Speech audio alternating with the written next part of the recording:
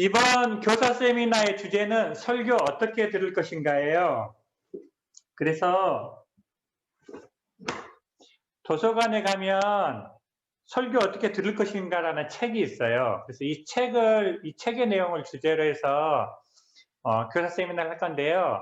제가 할 내용은 왜 설교 듣는 법을 배워야 하는지하고 설교란 무엇인지에 대해서 함께 나눠볼 거예요. 그리고 진짜 설교를 어떻게 들을 것인가는 명강의자이신 이동광 목사님께서 해주실 거예요. 그래서 저는 그냥 세례 요한입니다. 주의 길을 예비할 겁니다. 자, 그러면 왜 설교 듣는 법을 배워야 되는지부터 한번 시작해 보겠습니다. 자, 같이 읽어볼게요. 시작. 이 강의의 목적은 설교를 잘 듣고 싶은 분들이 더 잘 들을 수 있도록 돕는 것입니다. 우리가 설교가 중요하다는 이야기는 많이 들었지만 구체적으로 설교를 어떻게 드려야 되는지 가르쳐주지는 않았던 것 같아요. 여러분 한번 생각해 보세요. 정말 설교 듣는 법을 배울 필요가 있을까요? 이 질문에 대답을 하려면 우리가 말하는 것을 듣는 것과 설교 듣는 것의 차이가 무엇인지를 알아야 되거든요. 여러분은 말하는 것과 설교하는 것이 같다고 생각하세요? 다르다고 생각하세요? 만약에 다르다면 우리가 일반적으로 말을 듣는 것하고는 다르게 설교 듣는 법을 배워야 될 필요가 있다는 것이죠. 자, 같이 한번 읽어보겠습니다. 시작. 훌륭한 설교자가 훌륭한 청중을 만들고 훌륭한 청중이 훌륭한 설교자를 만든다. 동의하시나요? 설교자는 한 편의 설교를 준비하기에 신학교에서 3년 동안 교육을 받고요. 한 편의 설교를 준비하는데 저 같은 경우는 8시간 이상을 준비하거든요. 그러니까 설교자가 설교를 해서 준비를 하는데 그럼 과연 설교를 듣는 청중들은 설교를 듣기 위해서 어떤 준비가 필요할 것인가? 그게 실은 오늘 우리가 나눠야 될 주된 내용들입니다. 자, 저희 교회 같은 경우 한 200명이 예배에 참석하는데 200명 중에 설교자는 1명이고요. 나머지는 다 청중이거든요. 그러면 예배에 누가 더 많은 영향을 줄까요? 설교자일까요? 청중일까요? 청중이 없다라면 그것은 설교라고 할 수가 없거든요. 그 혼자 떠드는 독백이지. 그래서 설교가 되려면 반드시 청중이 있어야 되고 설교자보다 설교를 듣는 청중이 더 많기 때문에 오히려 청중들이 예배에 더 많은 영향을 주고 있다라고도 해석해 볼 수가 있어요. 자, 웨스트민스터 신앙고백서에 나오는 예배 필수 요소인데요. 21장 5절에 이렇게 나오고 있어요. 우리 같이 한번 읽어보겠습니다. 시작. 경건한 두려움으로 하는 성경 낭독, 건전한 설교, 분별력과 믿음과 경외심을 가지고 하나님께 순종함으로 말씀을 양심적으로 듣는 것, 마음으로부터 은혜로 시편을 부르는 것, 또한 그리스도께서 제정하신 성례를 시행하고 합당하게 받는 것이 하나님께 드리는 통상적인 예배의 요소이다. 그래서 예배 요소 중에 설교뿐만이 아니라 그 설교를 듣는 것도 예배의 중요한 요소임을 우리가 볼 수 있어요. 이 강의하는 제가 지금 여기 채팅방에다가 올려놨고요. 카톡으로도 보내드렸기 때문에 강의하는 나중에 받으시면 될 것 같고요. 하나님께서는 우리를 청중으로 부르셨어요. 자, 설교자는 설교를 하기 위해서 자격이 필요해요. 자, 그러면 질문. 손을 들어보세요. 맞다, 아니다. 청중은 자격이 필요하다. 손 들어보세요. 청중은 자격이 필요할까요? 청중은 자격이 필요 없습니다. 누구나 설교를 들을 수가 있어요. 하지만 설교 듣는 법을 배운다면 더 나은 청중이 될 수가 있습니다. 문제는 사람들이 자기만의 방식대로 설교를 듣는다는 것이죠. 그래서 오늘 하나님이 원하시는 방식이 무엇인지 설교를 듣는 하나님의 방법을 이 시간 같이 배워보면 좋겠습니다. 모든 일에는 상호작용이 있어요. 배우와 관계, 의사와 환자, 저자와 독자, 교사와 학생은 서로가 서로에게 영향을 끼칩니다. 이처럼 설교도 설교자와 청중이 서로 상호작용을 합니다. 그래서 강단의 빈곤은 설교자에게도 책임이 있지만 청중에게도 책임이 있어요. 여러분 동의하시나요? 고개를 끄덕여 주세요.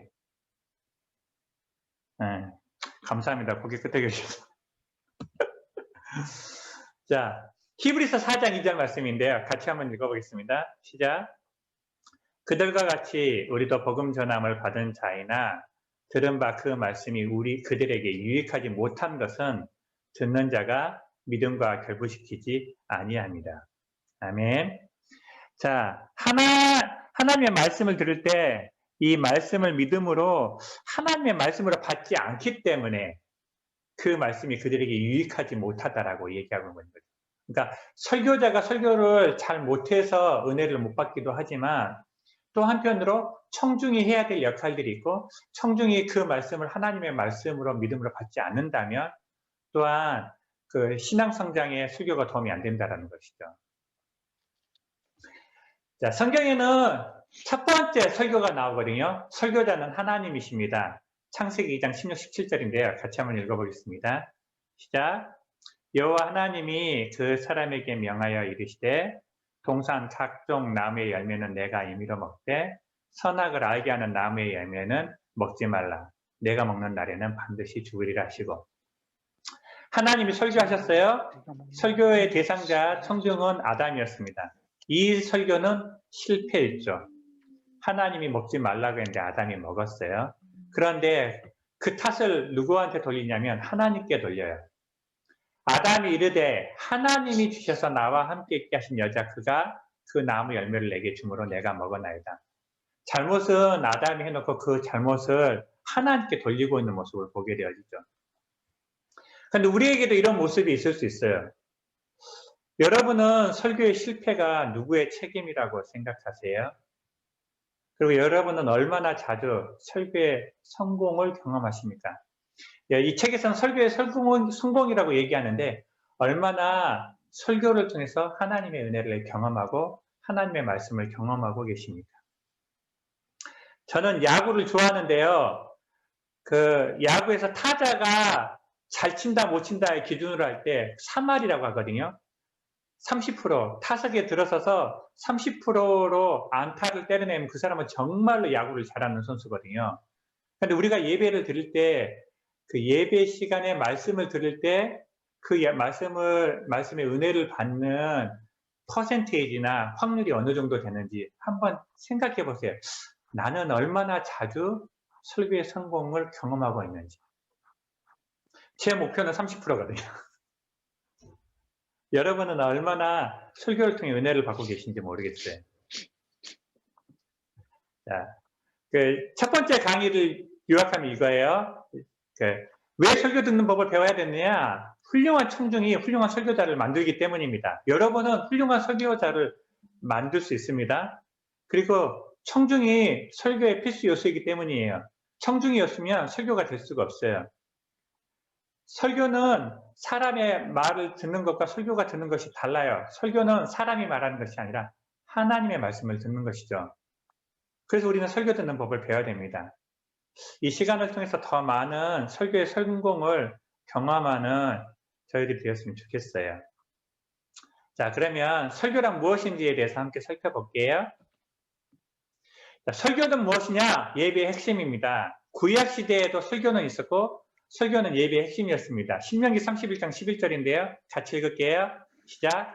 온 이스라엘이 내 하나님 여호와 그가 택하신 곳에 모일 때에 이 율법을 낭독하여 온 이스라엘에게 듣게 할지니. 아멘. 구약에도 보면 구약에서도 하나님께서 모세를 통해서 성막을 주시고 그 성막을 통해서 제사장들과 장로들은 백성에게 하나님의 말씀을 설교했습니다. 그리고 초대교회가 세워지기 전에도 설교는 있었습니다. 바로 그 회당인데요. 누가복음 4장 16절 말씀 같이 읽을게요. 시작. 예수께서 그 자라나신 곳 나사렛에 이르사 안식일에 늘 하시던 대로 회당에 들어가서 성경을 읽으려고 서심해. 자, 이스라엘 백성은 처음에는 성막에서 제사를 드렸고 그 다음에 성전에서 제사를 드리고 성전이 무너지고 나서는 회당이라는 곳에서 예배를 드렸는데 그 회당에서 가장 중요한 순서가 바로 말씀을 읽고 말씀을 가르치는 설교였다는 것이죠. 초대교회에도 설교는 예배의 핵심이었습니다. 사도행전 2장 42절 같이 읽을게요. 시작. 그들이 사도의 가르침을 받아 서로 교제하고 떡을 떼며 오로지 기도하기를 힘쓰니라. 아멘. 초대교회의 삶을 살펴보면 사도들은 말씀을 가르치기에 힘썼고 성도들은 말씀을 배우기에 힘썼습니다. 이처럼 설교는 예배의 핵심이었는데 이 예배의 핵심이던 설교가 사라졌던 시대가 있어요. 중세시대거든요. 그때에도 설교는 있었어요. 그런데 그 설교가 어떤 설교냐? 유명무실한 설교. 설교는 있지만 설교의 역할을 하지 못하는 설교였어요. 대부분 짧은 설교였고 준비 없는 설교였고 성자들의 생활담이나 전설로 채워지는 설교였고 청중이 알아듣지 못하는 라틴어로 되는 설교였어요. 그래서 이런 설교가 없을 때 어떤 일이 일어났냐? 잠언 29장 18절에 이렇게 말씀하고 계세요. 같이 읽을게요. 시작. 묵시가 없으면 백성이 방자에 행하거니와 율법을 지키는 자는 복이 있느니라. 하나님의 말씀이 없을 때 어떤 일이 있었냐? 백성이 방자에 행했대요. 백성이 방자에 행했다는 것은 자기 소견에 옳은 대로 행하고 하나님의 말씀에 따라 사는 것이 아니라 자기가 원하는 대로 삶을 살았다는 것이죠. 그것이 종교의 타락, 신앙의 타락, 영적인 타락을 불러왔습니다. 그래서 종교개혁은 무엇이냐? 설교의 회복이었습니다. 그래서 종교개혁에서 가장 중요하게 여긴 게 설교의 위치를 회복시키는 거였고요. 예배 회복은 설교의 회복이었습니다. 그래서 루터는 믿음은 설교에서 나온다라고 보았고요. 설교 없는 예배는 예배가 아니다라고까지 얘기했어요. 그리고 교회의 역사를 살펴보면 설교가 부흥할 때 신앙 부흥 운동이 일어나는 것을 우리는 살펴볼 수 있습니다. 그래서 우리가 개인의 신앙이 부흥되기를 바라십니까? 그러면 말씀이 회복되면 개인의 신앙은 반드시 부흥이 됩니다. 교회 부흥을 바라십니까? 말씀이 회복되면 교회 부흥은 반드시 일어난다고 믿습니다. 이 나라 이 민족도 하나님의 말씀이 회복된다면 반드시 부흥될 거라고 믿습니다. 우리에게 부흥이 허락되지 않는 것은 어쩌면 말씀이 회복되지 않았기 때문이 아닌가. 우리가 말씀을 회복하기를 노력하고 또 그것을 위해서 기도할 때 하나님이 우리에게 개인적인 부흥과 교회 부흥과 또 영적인 부흥을 허락하실 줄로 믿습니다. 자, 그럼 설교란 뭘까요? 가르쳐 지키게 하는 것입니다. 마태복음 28장 20절 말씀인데 같이 읽을게요. 시작. 내가 너에게 분부한 모든 것을 가르쳐 지키게 하라. 볼지어다 내가 세상 끝날까지 너희와 항상 함께 있으리라 하시니라. 아멘. 설교란 부활하신 예수님의 명령을 실천하는 것이에요. 예수님이 제자들에게 명령하신 것들을 가르쳐 지키게 하는 것이 설교입니다. 성경을 보면 설교에 다른 표현들이 많이 나옵니다. 네, 성경에 나오는 이런 표현들, 가르치고, 전도하고, 전파하고, 강론하고, 권면하고, 증언하는 것. 단어는 다 다르지만 이게 성경에 나오는 설교의 또 다른 표현들이에요. 예, 사도행전 28장 23절 같이 한번 읽어볼게요. 시작. 그들이 날짜를 정하고 그가 유숙하는 집에 많이 오니 바울이 아침부터 저녁까지 강론하여 하나님의 나라를 증언하고 모세의 율법과 선지자들의 말을 가지고 예수에 대하여 권하더라. 여기에 강론했다, 증언했다, 권했다. 이거 다 설교했다라는 말입니다. 그런데 설교자가 설교한 것 중에 설교가 아닌 것이 있어요. 개인의 생각이나 의견, 소신을 피력하는 것은 설교가 아닙니다. 개인 간증도 설교가 아닙니다. 다만 그 간증이 그 말씀을 설명하는 좋은 예가 된다면 설교가 될 수가 있어요. 인생관이나 가치관을 전하는 것도 아니고요. 느낀 소감도 아니에요. 정치, 경제, 사회, 문화에 대한 견해를 밝히는 것도 설교가 아닙니다. 설교란 하나님의 말씀을 선포하는 시간입니다. 그래서 설교에 포함되는 내용들은 어떤 것이냐? 하나님이 어떤 분이신지, 그분이 어떤 일을 하셨는지, 사람은 어떤 존재인지, 죄가 무엇인지, 예수 그리스도가 누구신지 구원은 어떻게 받고 교회란 무엇인가 등 성경에서 언급하는 모든 주제들은 다 설교의 주제가 될 수 있습니다. 그래서 우리가 설교를 들을 때 반드시 해야 될 것이 있어요. 사도행전 17장 11절입니다. 같이 읽을게요. 시작. 베레아에 있는 사람들은 데살로니가에 있는 사람들보다 더 너그러워서 간절한 마음으로 말씀을 받고 이것이 그러한가 하여 날마다 성경을 상고함으로. 그러니까 설교를 우리가 해야 될 게 간절한 마음으로 받아야 되고, 그리고 이것이 정말로 하나님의 말씀인지 상고해야 된다는 것이죠.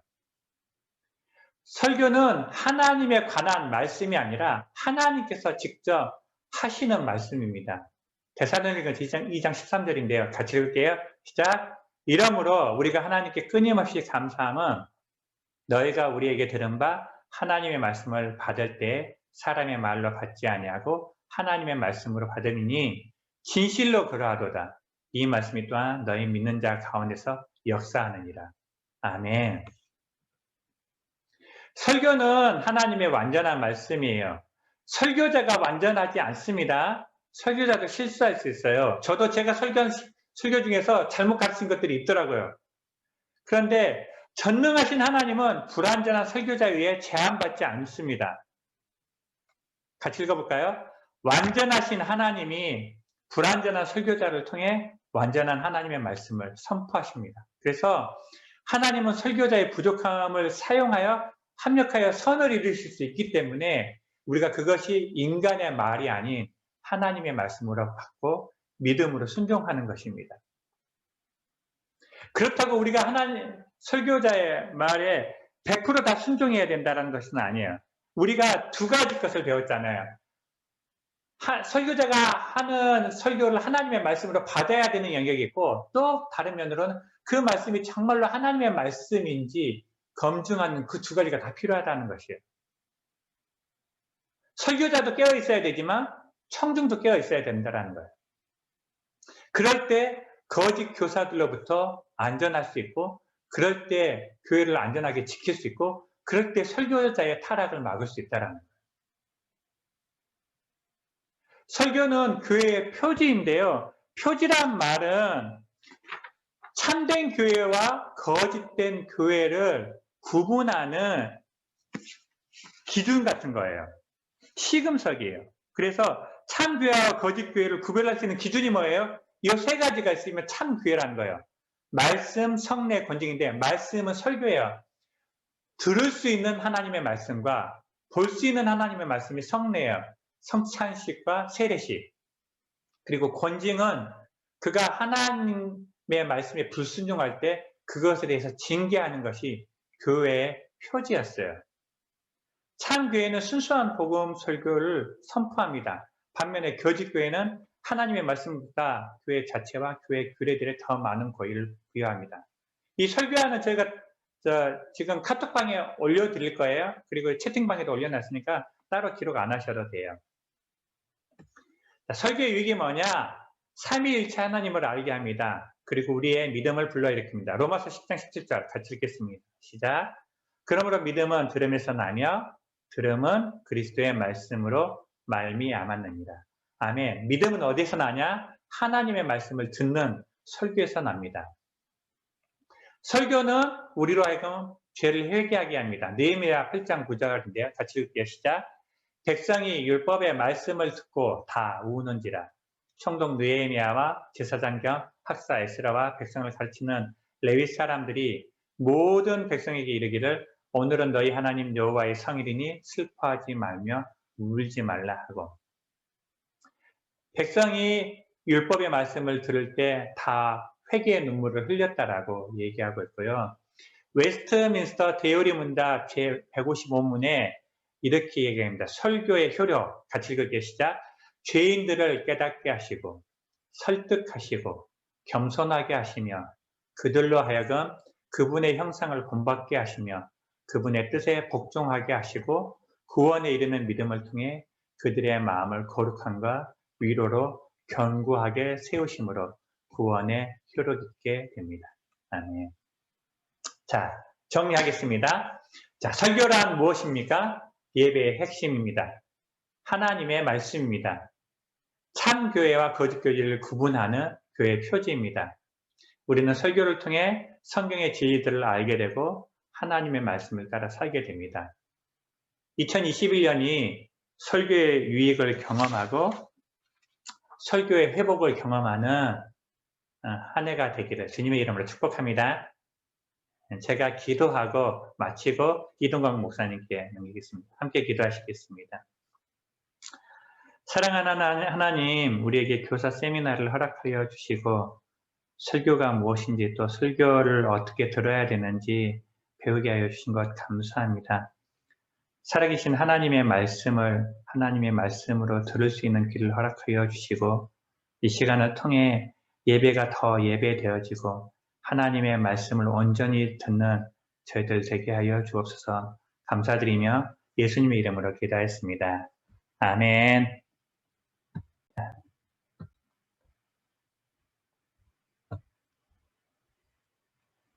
자, 이동광 목사님 음소거 하시고 하시면 네. 됩니다. 들리나요, 제 목소리? 네, 잘 들립니다. 네.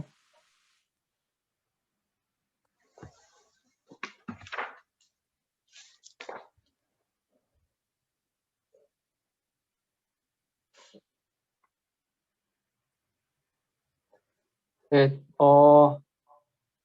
화면 조정을 좀 제가 하고요. 이제 보면서. 네, 계속 이어서 제가 이제 좀 강의를 하도록 하겠습니다. 네, 저는 이제 앞에서 이제 김조영 목사님이 설교가 무엇인지에 대해서 좀 말씀해 주셨다면은, 저는 이제 아까 이제 보여주신 그 책을 토대로 해서 우리가 좀 설교를 구체적으로 좀 어떻게 들어야 될까에 대해서 저는 이제 이야기할 건데, 그렇게 막, 이렇게 뭐 많은 내용을 다 제가 전해드리진 못하고, 그 중에서 제가 좀 이 부분은 좀 필요하겠다 하는 것들을 좀 선별해서 제가 나름 좀 선택을 좀 했거든요.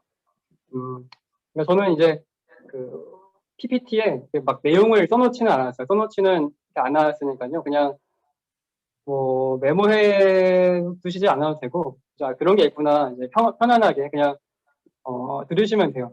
네, 그렇게 그냥 제 음성에 집중하시면서 할 때 또 좀 더 잘 들릴 수도 있을 것 같은데, 제가 이제 오늘 어떤 내용을 저는 가르칠 거냐면 크게 두 가지입니다. PPT를 보시면은, 그럼 우리가 설교를 듣기 위해서 준비를 해야 되는데, 그러면은 무엇을 준비를 해야 될까, 또 어떻게 준비를 해야 될까에 대해서 이제 한 파트를 제가 좀 전달을 하고, 그리고 두 번째 마지막으로는 설교를 들을 때 분별해서 들어야 된다. 그리고 분별하기 위해서는 우리가 또 이제 어떻게 해야 될까 하는 것에 대해서 이 두 가지만 여러분들에게 좀 전달해 드리면은 저희 강의는 다 이제 끝이 나는데요. 첫 번째, 설교를 들을 준비하기. 아까도 이렇게 목사님께서 말씀을 하셨듯이 들을 준비를 하고 설교를 들으면은 더 잘 들리는 것은 이제 확실하거든요. 네, 그렇다면 이제 우리가 평소에 어떻게 좀 준비를 해야 될까라고 했을 때, 첫 번째로는 이렇게 말씀을 따라 살기라고 우리가 좀 얘기를 할 수 있어요. 그러니까 이제 평소에 저희가 그 말씀을 좀 관심이 있어하고 말씀을 사모하고 갈급해하고 그 다음에 평소에 이 말씀이 내 삶에 영향을 주는 것을 경험해 왔다면 당연히 주일날 말씀도 나에게 영향을 준다고 내가 인식을 하기 때문에 더 집중하게 되거든요. 그런데 평소에 뭐 내가 하는 일들이 너무 바빠서 말씀을 따라 살려는 어떤 노력도 없고 성경도 읽지도 않고 한 채로 주일날 오게 되면은 당연히 들리지 않는 게 정상이거든요. 왜냐면은 평소에 내가 말씀에 관심도 없는데 6일 동안 관심이 없다가 딱 하루 관심을 가지려고 한다고 해서 그때 관심이 막 생겨지지는 않아요. 네, 그렇기 때문에 이제 여러분들 평소에 말씀을 따라서 좀 살아야겠다 하는 이런 좀 인식이 좀 따로 이제 있어야 됩니다. 그리고 이제 두 번째로는 성경 읽기예요. 성경 읽기. 네, 그러니까 이제 사실 우리가 일반적인 책들을 읽을 때도 예를 들어서 뭐 어떤 뭐 고래에 대해서 쓴 책이 있다. 우리가 이제 고래에 대한 그 사전 지식, 배경 지식이 있으면은 확실히 더 잘 읽혀지는 것은 사실이거든요. 마찬가지로 이제 선생님들께서 평소에 성경을 읽으시면서 큰 줄거리가 무엇인지 나름대로 공부도 해보고, 그 다음에 어떤 뭐 배경이나 성경의 큰 흐름들, 이런 것들에 대해서 이제 선생님들이 좀 어느 정도 알고 있으면은 설교가 더 잘 들려요. 왜냐하면 이제 설교라는 것은 어떤 목적을 향해서 나아가는 것이기 때문에 흐름이 있거든요. 근데 이제 그 흐름 속에서 나아가는데 이렇게 성도님들이 모르는 부분이 있다고 해서 그 부분들까지 막 다 자세하게 설명하고 또 가다가 또 설명을 가다가 이렇게 되면은 또 원하는 목적을 못 이뤄요. 그래서 이제 그 성경을 읽어보시면 알겠지만 성경을 읽을 때도 이 성경 저자들이 모든 걸 다 자세하게 풀어 쓰지는 않거든요. 왜냐면은 그 당시에 청중들이 이 부분은 알고 있다라고 가정하는 것들은 그냥 자세하게 설명하지 않고 간단하게 넘어가거든요. 마찬가지로 설교도 그런 식으로 진행될 수밖에 없어요. 그렇기 때문에 이제 그 성도님들께서 어느 정도 좀 미리 알고 좀 이제 이해하고 있고 이렇게 준비를 해 오시면은 좀 더 이제 설교에 더 잘 집중하실 수가 있을 거예요. 그러니까 이거는 이렇게 하나님 앞에 쓸 때까지 저희가 이제 죽을 때까지 계속 좀 알아가야 되죠. 왜냐하면 성경이 이제 66권 되게 방대하잖아요. 1년에 뭐 한 번 읽기도 힘든데. 그래서 평소에 꾸준히 성경들을 읽어오시면서 좀 정보들을 좀 이렇게 이해하고 계셔야 된다. 네, 이렇게 좀 준비를 해야 되고. 자, 세 번째로는 더 설교자들을 위해서 좀 기도를 하면서 준비할 필요가 있어요. 왜냐면은 이 설교라는 것은 어떤 노력으로만 이루어지는 게 아니라 성령님의 역사하심이 있기 때문에 사실은 이제 그 기도를 통해서 성도님들이 이제 도와주실 수 있는 부분이 있거든요. 네, 그래서 이제 성경에서 바울도 교회에 이렇게 편지를 쓸 때 전도의 문이 좀 열려지게 좀 기도를 해달라, 담대하게 전할 수 있도록 기도를 해달라 이렇게 부탁하는 부분이 있어요. 네, 그렇기 때문에 성도님들께서도 어떻게 하면 내가 설교자를 좀 잘 도울 수 있을까라고 했을 때 가장 큰 힘이 되는 것은 이제 기도다라는 것을 좀 이렇게 기억하고 이제 계시면 됩니다. 그래서 이제 설교자도 사실 이제 준비할 때 그 성도님들을 위해서 물론 뭐 한 명 한 명씩 다 이름을 뭐 부를 수는 없겠지만 뭐 부를 수도 있고요. 하지만 어쨌든 이제 말씀을 들을 성도님들 좀 기도하면서 준비를 하거든요. 마찬가지로 성도님들께서도 설교자들을 기도하시면서 이렇게 준비하시는 하면은 좀 더 그 시간이 이제 풍성한 시간이 될 수가 있죠. 네. 지금까지는 이제 그 평소에 준비하는 것에 대해서 말씀을 드렸어요. 다음으로는 이제 설교를 이제 바로 앞두고 그러니까 내일이 주일이다라는 것을 전제하에서 설교를 바로 앞두고 어떻게 준비를 해야 될까에 대해서 좀 말씀을 드리면은 첫 번째로는 그러니까 본문 읽기. 그러니까 이제 주일날 본문이 토요일날 미리 올라가잖아요. 주보가 그 교회 홈페이지에 미리 올라가요. 미리 올라가기도 하고 또 교회 앞에 이렇게 게시판에 붙여놓기도 하거든요. 그래서 관심만 있으면은 내일 설교 본문이 뭔지는 쉽게 클릭만 하면은 홈페이지 가서 확인하실 수가 있어요. 그래서 본문이 무엇인지를 확인하고 그 본문을 일단 미리 한번 읽어 오시면은 더 잘 설교가 들립니다. 이건 제 하나의 이제 경험이기도 한데 그 이제 평소에 제가 관심 있는 본문이 이제 있잖아요. 근데 이제 때마침 목사님이 그 다음 내일 이 설교 본문을 가지고 이제 설교를 하시면은 사실 설교가 더 잘 들려요. 왜냐면 나는 이 부분을 이렇게 생각을 하고 또 해석을 해 왔었는데 목사님은 뭐라고 얘기하실까? 내가 생각하는 게 맞을까? 이런 궁금증, 또 이제 질문들 이런 것들을 가지고 이제 교회에 오는 거죠. 이제 교회 그렇게 가진 상태로 교회에 오면은 훨씬 더 이렇게 몰입하는 것이 더 달라요. 일단 그래서 토요일 날 뭐 저녁이나 그렇게 함으로 인해서 본문을 미리 읽으면서 사실 이제 내 마음이 그 설교를 들을 준비가 되어 있어야 되는 거예요. 그러니까 내가 설교에 흠뻑 이렇게 말씀에 이렇게 빠져 있어야 돼요. 그렇지 않고 토요일 날 뭐 저녁 시간 어떻게 보내시는지 모르겠는데 막 12시, 1시까지 뭐 TV 드라마, 그다음에 뭐 예능 프로그램 이런 걸로 보면은 그게 내 마음과 생각을 이제 내가 채우는 거거든요. 내가 채우는 거예요. 근데 그 상태로 주일날 오시면은 내 안에서 그런 것들이 더 많은 목소리를 발휘를 해요. 하나님 말씀보다. 그래서 설교 듣다가 어제 본 어떤 한 장면, 드라마 한 장면, 그 다음 스토리가 어떻게 이겨질까 이런 궁금증들 이런 것들이 막 이제 혼선이 오면은 사실은 말씀이 잘 안 들리게 되거든요. 네, 그래서 주일 그 토요일 날 저녁이나 시간이 되실 때 한가하실 때 한 번이라도 본문을 좀 읽어보고 아 이런 흐름이구나 또 이제 이런 내용들 네, 이렇게 좀 읽어오시면은 훨씬 더 잘 들립니다. 네, 그 다음으로는 뭐냐면은 일찍 잠자리에 들기. 그러니까 요거는 어떤 좀 이렇게 영적이라고 하기보다는 일반 인간이 생활하는 그 원리예요, 원리. 네, 그래서 이제 일찍 잠자리에 들어야 되는데 우리가 이제 잠자리에 이렇게 눕는다고 해서 사실 이제 바로 잠드는 건 아니잖아요. 뭐 핸드폰을 하다가 뭐 이런저런 생각을 하다가 이제 잠들긴 하는데 어쨌든 그런 것들까지 다 고려해서 이제 선생님들이 충분히 잠을 자야 되는 거예요. 왜냐면은 설교를 들을 때 최대의 적이 뭘까? 물론 나중에 가서도 얘기를 하겠지만 이렇게 영적인 부분이 있고 그 다음에 이제 육체적으로 내가 이렇게 졸리는 부분이 있거든요. 그러니까 졸면은 뭘 얘기해도 들리지가 않습니다. 그래서 최대한 졸지 않게 좀 일찍 잠자리에 들어야 할 이제 필요성이 있는 거예요. 그러니까 혹시 뭐 이렇게 생각하실지도 모르겠어요.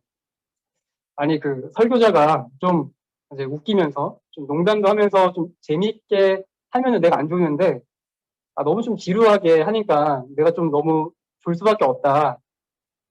이렇게 혹시 생각하시는 분들이 있는데 근데 청중의 한 90% 대부분이 그렇다면은 설교자에게 책임이 있겠죠. 하지만 나만 몇 명만 그렇다면은 한 번쯤 이렇게 생각해 볼 필요가 이제 있는 것 같아요. 사실 이게 좀 한 번씩 졸기 시작하잖아요. 설교 시간에. 그러면요. 이제 그게 습관이 되는 거는 순식간이 되게 무섭게 빨리 되거든요. 그래서 다 이제 경험해 보셔서 알겠지만 뭐 사도신경하고 뭐 기도하고 할 때는 좀 깨어 있는데 이상하게 설교만 시작되면 졸려요. 눈이 감기고. 근데 누가 알람을 맞춰놓거나 뭐 깨워주지도 않았는데 설교가 다 끝나면 이상하게 정신이 멀쩡하게 들고. 그러니까 이게 반복되다 보면은 졸게 되고, 근데 이 뿌리가 어디까지 가게 되냐면요. 이제 게으름까지 나가게 되고 궁극적으로는 죄, 어떤 영적인 무관심에게까지도 이게 나가게 되는 거거든요. 그래서 우리는 죄와도 싸워야 되지만 졸음과도 싸우기 위해서 토요일 날은 내가 일찍 좀 자야 된다.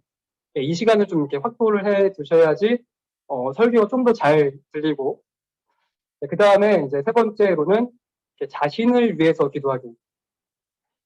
이것은 좀 굉장히 중요하기도 한데 왜냐하면은 설교자도 마찬가지로 설교가 준비한 설교가 이제 효과적으로 되기 위해서는 사실은 막 책도 읽고 막 노력만 해서 되는 것이 아니라 이제 기도가 또 필요하거든요. 마찬가지로 이제 성도님들, 이제 선생님들께서도 설교를 들을 때 더 잘 듣기 위해서는 뭐 잠도 자고 뭐 본문도 읽는 것처럼 이런 것들이 필요하지만 또 한 가지 필요한 것은 말씀을 듣는 중에 성령님께서 이제 깨닫게 해주시는 것들, 이제 이것이 필요해요. 이게 없으면 말씀을 들어도 그냥 내 마음에 우리 삶에 적용되지 않고 그냥 내 머릿속에만 머물게 되거든요.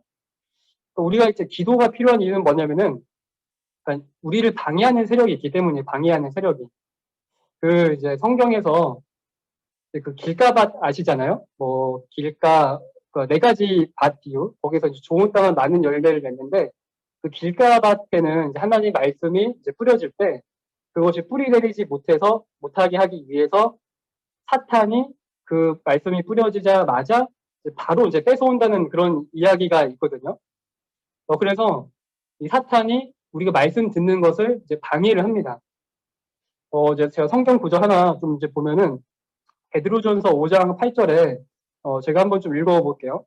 그 새 번역본으로 제가 한번 좀 준비를 해봤는데 여기서 이야기하는 것은 정신을 차려라 그리고 깨어 있으라. 왜냐하면 여러분의 원수 악마가 우는 사자같이 삼킬자를 찾아서 두루 다닙니다. 그러니까 여기서 삼킬자를 악마가 이제 선별을 일단 하는 거죠. 그러니까 어떤 영적으로 약한 사람들, 이런 사람들 선별을 해서 찾아다녀서 그 사람들을 이제 삼키기 위해서 악마가 노력을 한다는 건데, 여기서 그 악마라는 단어가 이제 그 회방하는 사람이라는 의미도 있어요. 그러니까 이 사탄이 하나님과 우리 사이를 갈라놓기 위해서 평소에도 우리를 회방하지만 말씀을 듣는 시간에도 이제 회방을 놓는다는 거예요. 이건 영적인 거잖아요. 근데 우리가 어떻게 물리적인 힘으로 이거 어떻게 이겨낼 수가 있겠어요?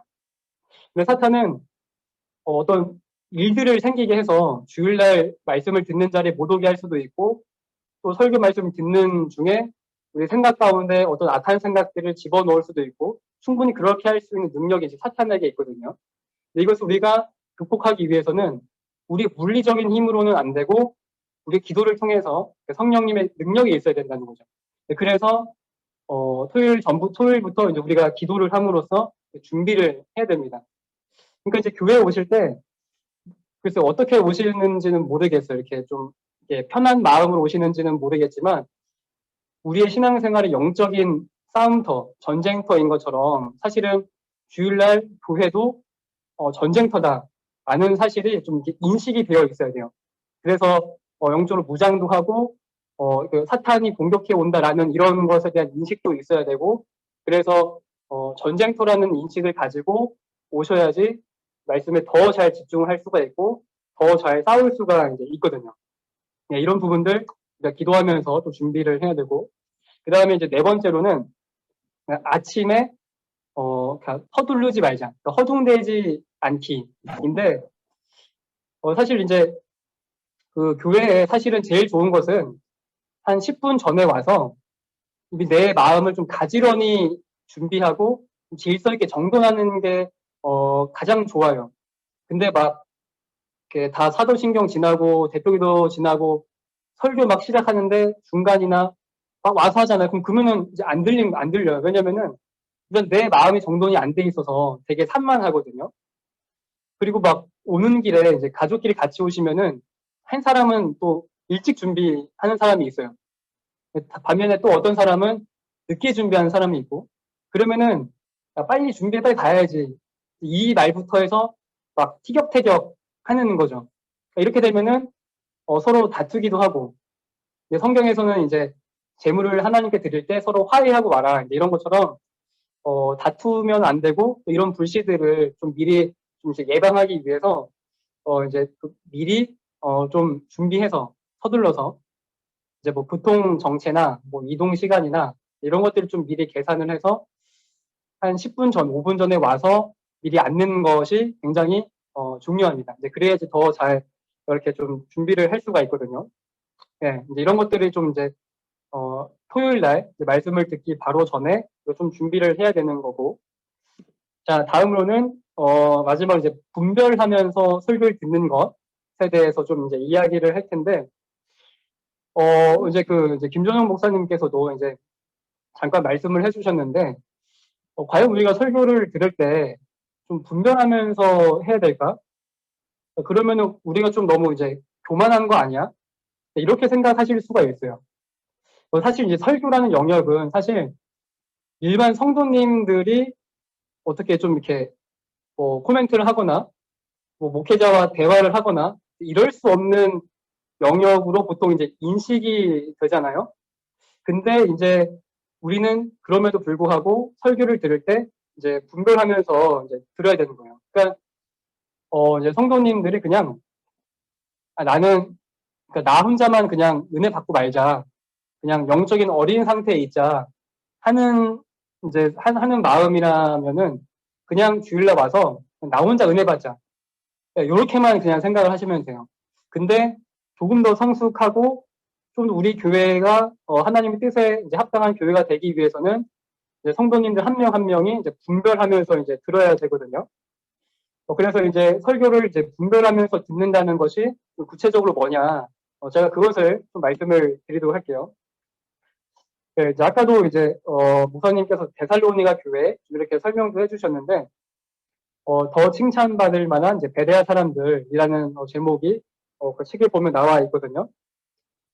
그 누가는 이제 그 사도행전을 쓰면서 그 말씀을 이제 듣는 사람을 이제 비교를 하는 구절이 있거든요.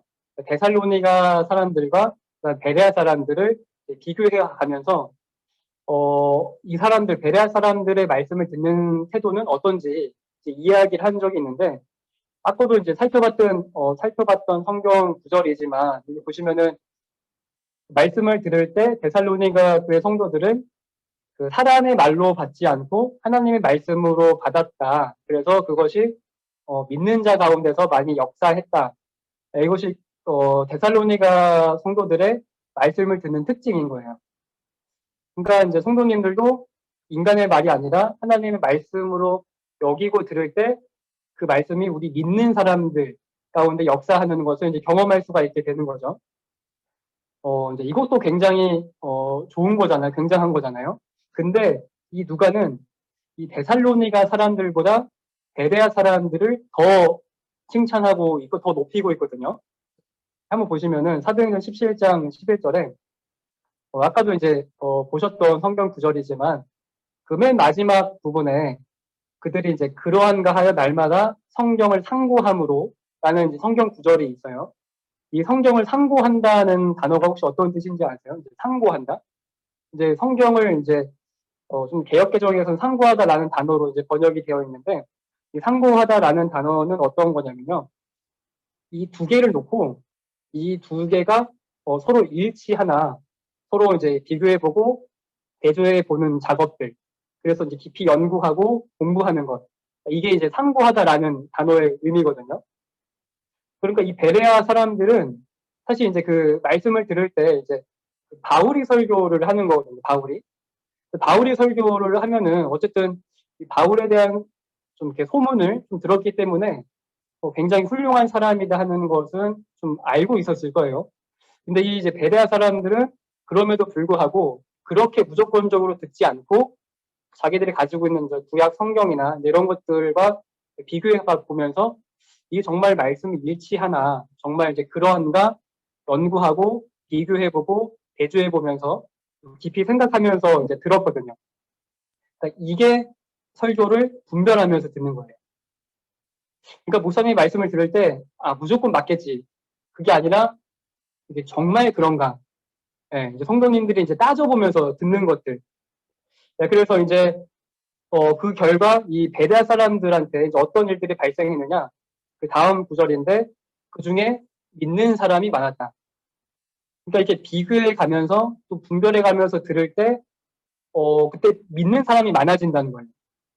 그러니까 우리가 어떻게 보면은 이게, 우리는 일주일 동안 살아오면서 사실 말씀을 비교해 보지도 않고 또 주일날 설교를 들을 때, 정말 내가 알고 있는 것, 또 성경에 있는 것과 맞나 연구하고 고민해 보고 이런 과정이 없기 때문에 그렇게 믿는 사람이 좀 적은 거 아닌가. 우리는 여기서 한 가지 좀 이렇게 원인을 좀 살펴볼 수가 이제 있는 것 같아요.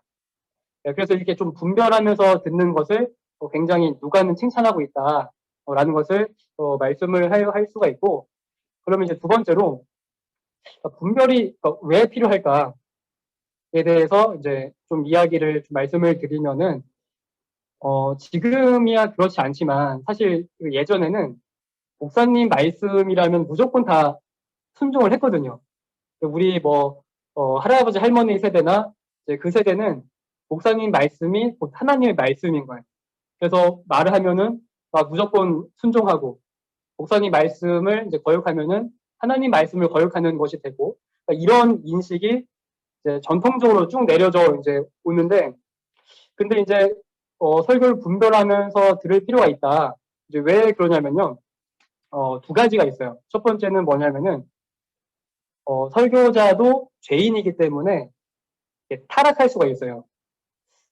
그래서 그 이제 젊었을 때는 이제 성경적으로 충실했던 분들이 이제 좀 연령이 높아지고 한 60대 이렇게 되면서 몸도 약해지고 그다음에 죄로 인한 영향력 때문에 좀 변질되는 것을 사실 이제 과거에 많이 이제 볼 수가 있거든요. 네, 제가 뭐 이름을 뭐 직접적으로 이제 말씀을 드릴 수는 없고 나이가 들면서 시간이 흐르면서 설교자가 변질되는 분들이 이제 굉장히 이렇게 많이 있어요.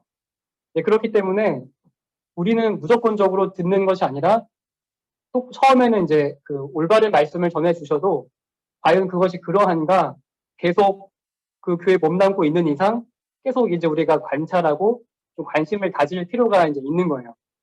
설교자가 타락할 수 있기 때문에.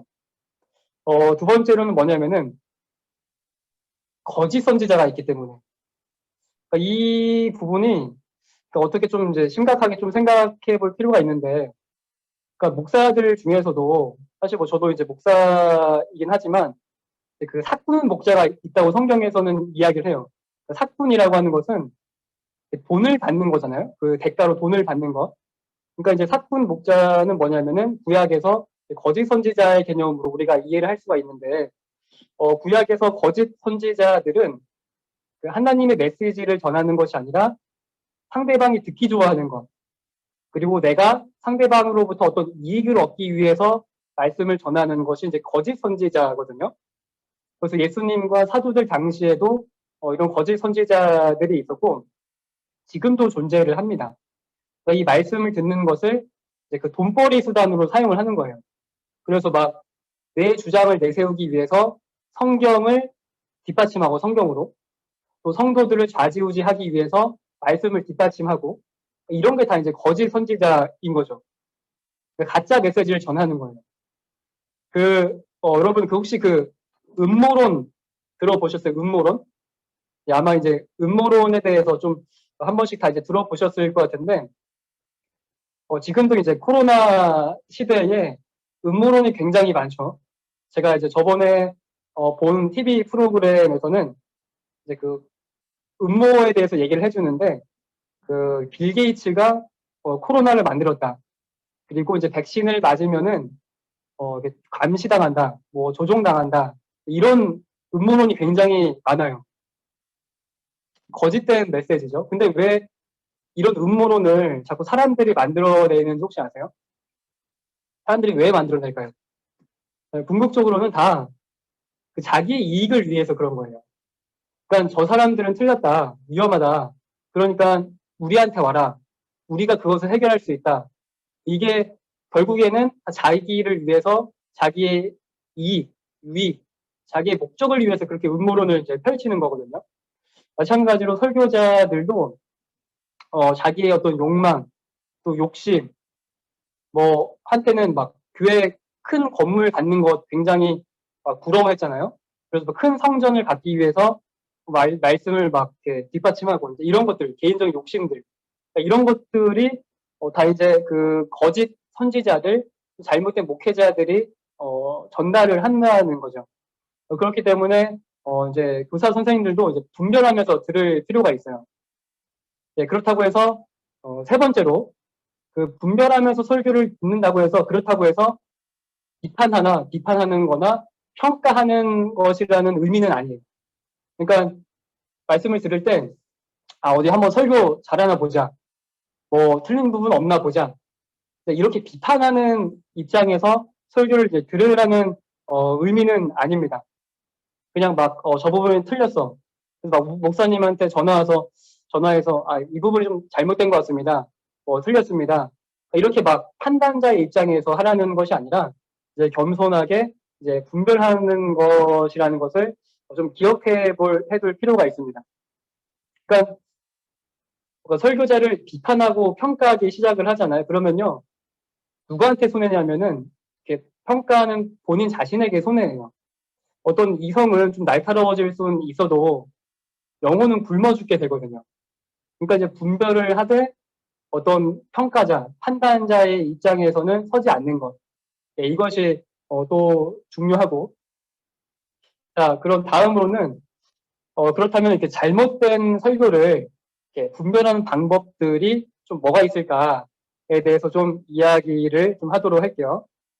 첫 번째로는 뭐냐면은 그 어떤 설교를 좀 멀리하고 조심해야 될까라고 했을 때 위로와 감동만 주는 설교를 주의해라. 이 설교를 우리가 좀 주의할 필요가 있어요. 사실 하나님의 말씀은 다양한 감정들을 우리 안에 이제 일으키기도 하거든요. 그래서 때로는 감동도 주기도 하고, 위로를 주기도 하고, 용기, 힘을 주기도 하지만, 그래서 특별히 뭐 하나님의 변하지 않는 사랑, 뭐 하나님의 자비, 뭐 이런 설교를 들을 때 우리는 굉장히 막 위로가 되고 또 힘을 얻기도 하는데, 근데 하나님의 말씀은 위로와 감동만 주지는 않아요. 때로는 책망하기도 하고 꾸짖기도 하고, 그래서 예수님도 제자들에게 막 질책을 많이 했잖아요. 뭐 믿음이 왜 이렇게 없느냐, 왜 아직도 깨닫지 못하느냐, 이런 것처럼 실제 우리가 말씀을 대할 때 어떤 위로와 감동보다는 사실은 더 하나님을 두려워하고 또 말씀 앞에서 더 내 자신을 이렇게 비추어 보는 것이 더 많은 퍼센테이지를 아마 차지하게 될 거예요. 그래서 실제로 사도행전 그 2장에서 그 베드로가 설교를 할 때 얼마나 그 설교가 대단했던지 3,000명의 그 사람이 이제 교회의 신자가 되는 일들이 이제 발생을 했거든요. 근데 그럴 때 베드로의 설교가 위로와 감동을 줬기 때문에 사람들이 그 위로와 감동에 이끌려서 교회로 들어왔느냐? 네, 그것은 아니거든요. 설교를 그 베드로가 한 설교에 대한 이제 그 사람들의 반응인데, 그 사람들은 어떤 반응을 보였냐면은 37절에 나오는 것처럼요. 그 마음에 그 찔렸어요. 말씀을 듣고 그 마음이 찔렸다는 것은 이게 그 뼈를 맞는 것과 같은 고통이라는 거거든요. 내 마음의 전곡을 찔린 거예요. 굉장히 그 아픈 상태예요. 그래서 그 사람들은 어떤 반응을 보였냐? 그 말씀 앞에서 두려워했습니다. 그래서 37절 마지막 부분에서 베드로에게 우리가 어떻게 해야 됩니까? 이렇게까지 얘기할 정도로 무서웠고 두려웠고 마음에 찔렸거든요. 그래서 베드로가 하는 이야기가 뭐냐면은 너희가 이제 회개해라. 이렇게 베드로가 이야기를 합니다. 그 하나님의 말씀을 만난다는 것은 사실은 하나님 자체를 만나는 것과 똑같아요. 우리가 좀 기억해 둬야 될 내용인데, 하나님의 말씀을 만난다는 것은 하나님 자체를 만난다는 내용인데, 성경에서 하나님 만난 사람들 보면은 어떤 반응을 보였냐면은 예수님 만났을 때 다 멀리하고 저를 떠나세요. 저는 죄인입니다.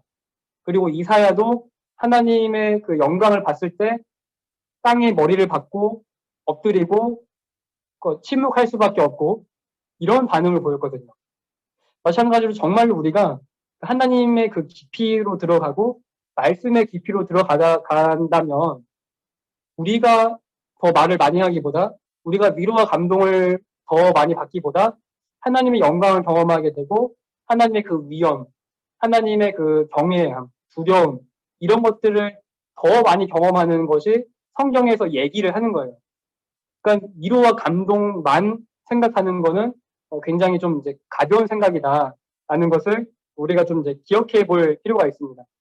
네, 그렇다고 이제 막 위로와 감동만 주는 설교 멀리하라고 해서 위로와 감동은 전혀 받지 말아야 되냐, 그런 것은 아니고 이제 그 균형을 좀 이제 유지를 해야 되겠죠. 위로와 감동만 주는 설교를 좀 추구하다 보면은 영혼이 병들게 돼요. 왜냐면은 위로받고 감동받으려면은 어떻게 해야 되는지 아세요, 혹시?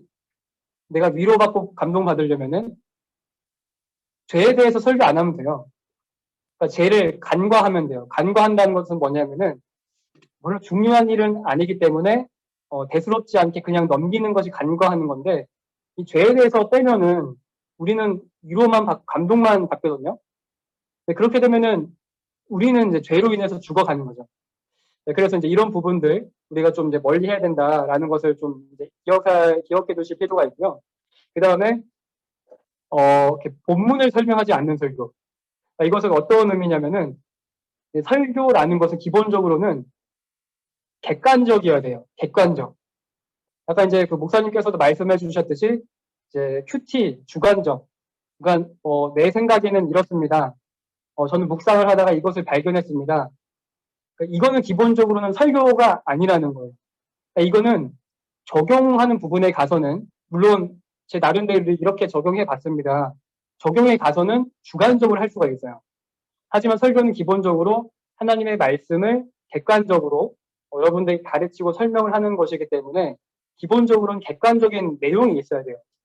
그래서 본문을 설교하지 않고 그냥 뭐 예화로 채운다든지 아니면 내 어떤 개인의 경험, 개인의 간증 이런 것들로 설교를 차지하는 비율이 한 뭐 80% 이렇게 된다면은 그거는 좀 올바른 설교가 아니다. 좀 이렇게 우리가 좀 생각을 해볼 수가 있습니다. 네, 그리고 세 번째로 그러니까 인위적으로 좀 이렇게 조작하려는 설교. 그러니까 이것은 뭐냐면은 이렇게 청중들의 반응을 내가 일부러 이렇게 끌어내려고 하는 거예요. 설교자가 조작을 하는 거예요. 예를 들면 이제 이런 게 있죠. 우리가 이제 막 아멘을 강요하는 설교 있잖아요. 뭐 믿으십니까? 뭐 믿으시면 아멘. 저기는 왜 아멘 안 해요? 하면서 막 아멘을 요구하고 어떤 이제 반응을 이제 요구하는 것들. 가만히 생각을 해보면은 이렇게 하려는 동기가 뭘까라고 했을 때 좀 생각해 볼 것은 청중들의 반응을 성령님의 역사에 맡기지 않고 내가 어떤 내 노력, 내 멘트, 내 제스처 이런 것들을 가지고 반응을 이제 이끌어내려고 하는 거죠. 청중을 선동하는 거죠. 캠페인처럼. 그 부흥회를 가보면요. 부흥회도 가보고 우리가 기도회를 할 때 혹시 뭐 이런 얘기 많이 들어보셨을지도 모르겠어요.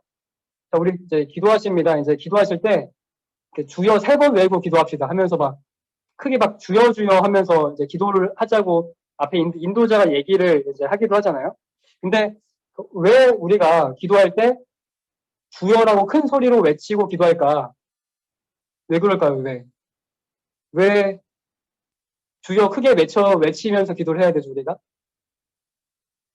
그렇게 그러니까 그렇게 이제 하자고 인도하는 이유는 뭐냐면은 그렇게 해야지 하나님이 뭔가 이렇게 들으실 것 같고 또 큰 소리로 그렇게 해야지 내가 뭔가 기도하는 것 같고 이게 다 이제 그 인위적인 반응이라는 거죠. 그래서 저도 신학교에서 막 기도할 때 막 주여 주여만 크게 하면서 기도하는 신학생들이 있었어요. 그래서 저는 속으로 이렇게 생각하죠. 주여 주여 하는 자마다 천국에 들어가는 것이 아니오. 이렇게 저는 속으로 이제 생각을 했거든요.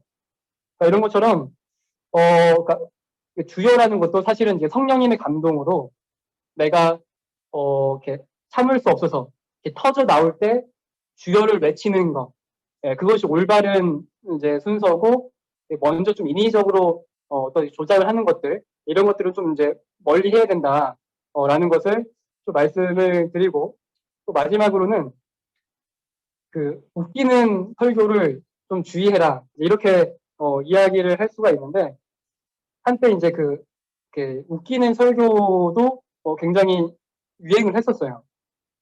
대전에 이제 어떤 뭐 목사님도 그렇고 굉장히 많은 사람들이 그렇게 했는데 물론 이제 설교 중간중간에 이제 어떤 유머나 이런 것들도 좀 필요하긴 하는데 하지만 설교의 목적은 재미, 웃음을 목적으로 하지 않아요. 그렇기 때문에 설교를 들으실 때 그렇게 웃기질 않을 거예요. 물론 저도 웃기려고 이제 이렇게 설교 중간중간에 어떤 요소들을 포함을 하긴 하거든요. 근데 이제 매번 실패해서 그렇지 어쨌든 저도 이제 좀 노력을 하긴 하는데 근데 중요한 것은 뭐냐면은 그것을 이제 추구하고 그것을 이제 목적으로 하면 안 된다는 거죠. 왜냐면은 실제로 이렇게 웃음을 또 재미와 유머를 성령님의 역사로 착각할 수가 있어요. 네, 그렇기 때문에 이런 웃기는 것들을 좀 이렇게 만들어내거나 좀 선동하는 것들 이런 것들을 좀 이제 멀리 해야 될 필요성이 있습니다. 예, 좀 이렇게 한다는 것을 좀 기억을 해 두시고 제가 마지막으로는 이제 목사님께서 PPT에 보여주셨던 내용의 이제 하나이기도 한데 분별력 있는 청중이 훌륭한 설교자를 만든다. 이제 이것에 대해서 얘기하고 강의를 이제 마무리하도록 하겠습니다. 오늘날 이제 훌륭한 설교자, 그러니까 설교자뿐만이 아니라 훌륭한 목회자도 포함이 돼요 여기에. 왜 오늘날 훌륭한 목회자 그리고 훌륭한 설교자를 찾기가 어려울까라고 했을 때 아까 이제 목사님이 질문을 던지셨기도 했지만 이게 목회자만의 책임일까? 아니면 성도들에게도 책임이 있을까에 대해서 좀 심각하게 고민해 볼 필요가 있습니다. 뭐냐면은 1차적으로는 이제 그 설교자한테 있겠죠. 1차적으로는. 하지만 청중들, 그 교회 성도들에게도 일부 책임이 있다는 것을 좀 심각하게 좀 이제 기억을 해야 되는데, 왜냐하면요, 이게 설교는 뭐니 어떻게 해도 청중을 따라가게 되어 있어요. 만약 청중이 재밌는 설교를 원한다. 그럼 재밌어지게 되고, 청중이 원하는 부분을 설교할 수밖에 없거든요. 왜냐하면 이게 시장 원리랑 똑같아요. 그 시장에서도 그 소비자가 사야지 그 물건이, 그 회사가 계속 존재하잖아요. 소비자가 원하지 않으면 그거는 문 닫을 수밖에 없어요. 마찬가지로 설교도 청중이 원하지 않는 설교를 하면은 그 설교, 또 그 설교자, 그 목회자는 존재할 수가 없습니다. 그렇기 때문에 성도님들이 먼저 좀 올바른 설교를 갈급해하고 올바른 설교를 원해야 한다는 것을 좀 성도님들께서 좀 기억해 두실 필요가 있어요. 우리가 이제 그렇기 때문에 이렇게 성도님들이 원하는 설교를 하기 때문에 그런 부분들에 대해서 우리가 좀 이제 깨어 있어야 된다라고 좀 생각을 할 수가 있고, 두 번째 이제 훌륭한 설교자, 이제 훌륭한 청중, 뭐 같은 맥락이긴 한데, 그러니까 우리 교회에 훌륭한 설교자가 있기를 바라신다면 성도님들이 훌륭한 청중이 되면 됩니다. 그러니까 우리 교회에 훌륭한 목회자가 있기를 바란다면은 성도님들이 훌륭한 성도가 되면 돼요. 왜냐면은 사실 이제 그 일반 시중에서 이제 그 어떤 잘못된 기독교에서 잘못된 그 목사님들이 막 집회에 나가기도 하고 막 이렇게 하잖아요. 근데 가만히 한번 좀 생각을 해보시겠어요? 왜 사람들은 분별력 없이 어떤 한 목회자의 선동으로 인해서 저렇게 막 집회도 하고 막 이렇게 나가느냐 했을 때 그 인도하는 사람이 잘못일까? 물론 그럴 수도 있겠죠. 하지만 그 인도하는 사람을 지지하는 세력이 없으면 그 잘못된 방향으로 인도하는 사람은 혼자 가다가 그냥 사라지게 되어 있어요. 근데 그 사람이 끝까지 남아서 많은 성도들, 많은 사람들 잘못된 길로 인도하는 이유는 뭐냐면은 거기에 끌려가는 사람이 있다는 거죠. 거기에 선동되는 사람이 있다는 거죠. 그러니까 훌륭하지 못한 성도들, 훌륭하지 못한 청중들이 있다는 거죠. 그러니까 어떤 것을 주장해도 그걸 지지하지 않으면 그 주장은 설 수가 없어요. 그렇기 때문에 성도님들이 먼저 올바로 분별력 있게 깨어 있어서 훌륭한 성도가 되어 있을 때, 그때 이제 교회는 이제 올바르게 세워질 수가 있거든요. 그 책 중에 그 이제 혹시 이 책 읽어보신 분이 있는지 모르겠어요. 그 책 중에 그 교인의 수준, 목사의 수준이라는 책이 있어요. 이 책은 이재철 목사님이라는 목사님이 이제 쓰신 책인데, 저도 읽어보지는 않았지만 그 이제 그 책 내용 중 일부분이 좀 공감 가는 부분이 있어서 이제 제가 이제 가져왔거든요. 눈으로 한번 좀 읽어보시면, 제가 한번 읽어드릴게요. 보시면은 관객들의 수준이 한 나라 영화의 수준을 결정합니다. 영화사와 감독들이 아무리 수준 높은 영화를 만들어도 관객들이 수준 높은 영화를 내면하면 그 나라 영화 수준은 하향 평준화될 수밖에 없습니다. 똑같은 논리로 독자의 수준이 한 나라 출판의 수준을 결정합니다. 마찬가지로 한 교회의 또 성도의 수준, 또 청중의 수준이 그 교회의 목회자의 수준, 또 설교자의 수준을 만들어내거든요. 물론 이게 100%는 아니지만 같이 노력을 해야 돼요, 물론. 하지만 이렇게 좀 이야기할 수가 좀 있을 것 같아요. 그래서 뭐 세미나를 들으신 이제 선생님들은 한번 설교 듣는 게 그냥 쉽게 들을 게 아니구나.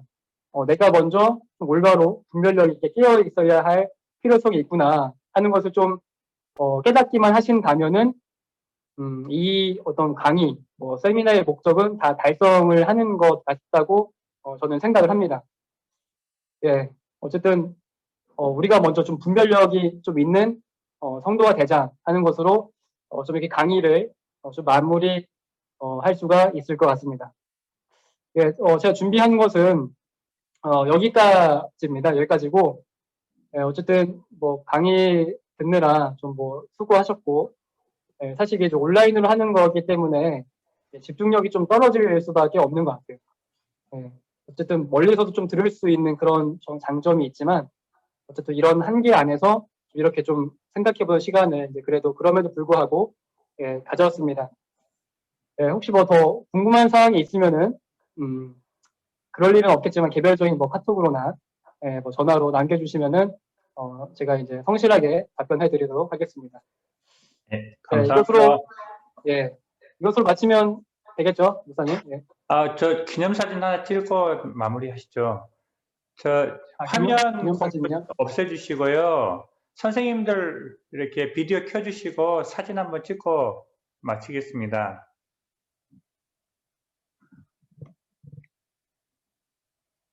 예, 감사합니다. 자, 사진 한번 찍겠습니다. 잠시만요.